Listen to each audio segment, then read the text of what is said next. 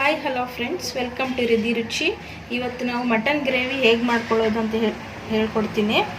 ಅದಕ್ಕೆ ಬೇಕಾಗಿರೋ ಇಂಗ್ರೀಡಿಯೆಂಟ್ಸ್ ನೋಡೋಣ. ಶುಂಠಿ, ಒಂದು ಈರುಳ್ಳಿ ಹೆಚ್ಚಿಟ್ಕೊಂಡಿದ್ದೀನಿ, ಟೊಮೊಟೊ ಸಣ್ಣದಾಗಿ ಕಟ್ ಮಾಡ್ಕೊಂಡು ಇಟ್ಕೊಂಡಿದ್ದೀನಿ, ಬೆಳ್ಳುಳ್ಳಿ, ಕೊತ್ತಂಬರಿ ಸೊಪ್ಪು ಸ್ವಲ್ಪ ಜಾಸ್ತಿನೇ ತೊಗೊಳ್ಳಿ, ಚೆನ್ನಾಗಿರುತ್ತೆ. 1 ಕಪ್ಪು ಕಾಯಿ ತುರಿ,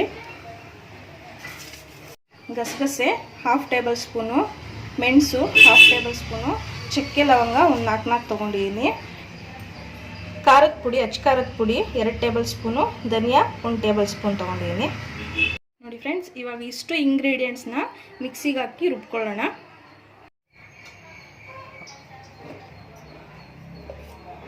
ನೋಡಿ ಫ್ರೆಂಡ್ಸ್, ಇವಾಗೆಲ್ಲ ಮಿಕ್ಸಿಗೆ ಹಾಕಿದ್ದೀನಿ. ಇವಾಗ ಇದನ್ನು ರುಬ್ಕೊಳ್ಳೋಣ. ನೋಡಿ ಫ್ರೆಂಡ್ಸ್, ಇವಾಗ ರುಬ್ಬಿಟ್ಕೊಂಡಿದ್ದೀನಿ. ಫುಲ್ಲು ಸಾಫ್ಟ್ ಆಗಬೇಡ, ಮೀಡಿಯಮ್ ಆಗಿ ರುಬ್ಕೊಳ್ಳಿ ಈ ಥರ. ಇವಾಗ ಫ್ರೈ ಮಾಡ್ಕೊಳ್ಳೋಕ್ಕೆ ಒಂದು ಸಣ್ಣದಾಗಿರೋ ಈರುಳ್ಳಿ ಕಟ್ ಮಾಡ್ಕೊಂಡು ಇಟ್ಕೊಂಡಿದ್ದೀನಿ, ಎಣ್ಣೆ 3 ಟೇಬಲ್ ಸ್ಪೂನು, ಖಾರದ ಪುಡಿ 1 ಟೇಬಲ್ ಸ್ಪೂನು, 1 ಟೇಬಲ್ ಸ್ಪೂನ್ ಧನಿಯಾ, 1/2 ಟೇಬಲ್ ಸ್ಪೂನ್ ಗರಂ ಮಸಾಲೆ ತೊಗೊಂಡಿದ್ದೀನಿ. ಮಾಡೋ ವಿಧಾನ ಹೇಗೆ ಅಂತ ನೋಡೋಣ. 3 ಟೇಬಲ್ ಸ್ಪೂನ್ ಎಣ್ಣೆ ಹಾಕ್ಕೊಳ್ತಿದ್ದೀನಿ.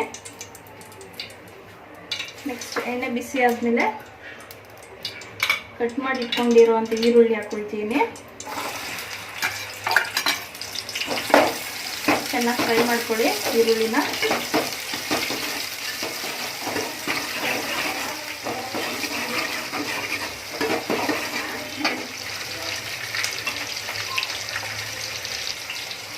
ಚೆನ್ನಾಗಿ ಫ್ರೈ ಆದಮೇಲೆ ನೆಕ್ಸ್ಟ್ ಧನಿಯಾ ಪೌಡ್ರು, ಗರಂ ಮಸಾಲೆ, ಖಾರದ ಪುಡಿ 3 ಹಾಕ್ಕೊಳ್ತೀನಿ.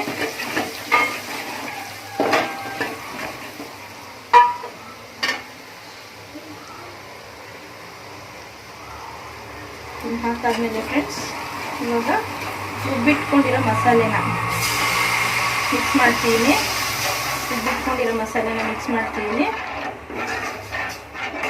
ಸ್ಟಾರ್ಟ್. ಓಕೆ ಫ್ರೆಂಡ್ಸ್, ಇವಾಗ ನೋಡಿ ಮಸಾಲೆ ಹಾಕ್ಕೊಂಡಿದ್ದೀನಿ. ಅದಕ್ಕೆ ಒಂದು 1/2 ಟೇಬಲ್ ಸ್ಪೂನಷ್ಟು ಸಾಲ್ಟ್ ಹಾಕ್ಕೊಳ್ತೀನಿ.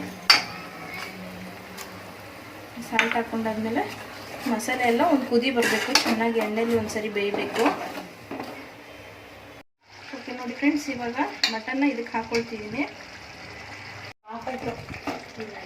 ನೋಡಿ ಫ್ರೆಂಡ್ಸ್, ಇವಾಗ ಮಟನ್ ಹಾಕಿದ್ದೀನಿ, ಎಲ್ಲ ಚೆನ್ನಾಗಿ ಮಿಕ್ಸ್ ಮಾಡ್ಕೊಂಡಿದ್ದೀನಿ. ನಾನು ಪಾತ್ರೆಯಲ್ಲಿ ಮಾಡ್ತಿದ್ದೀನಿ, ಯಾಕಂದರೆ ಮಟನ್ ಆಲ್ರೆಡಿ ಬೇಯಿಸಿಟ್ಕೊಂಡಿರೋದ್ರಿಂದ ಪಾತ್ರೆಯಲ್ಲಿ ಮಾಡ್ತಿದ್ದೀನಿ.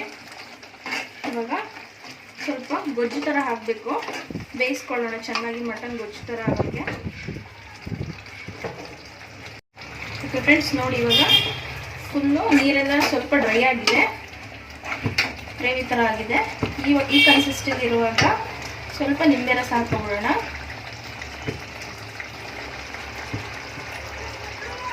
ನಿಂಬೆ ರಸ ಹಾಕಾಗಿದೆ. ಇವಾಗ ಮಟನ್ ಗ್ರೇವಿ ರೆಡಿಯಾಗಿದೆ.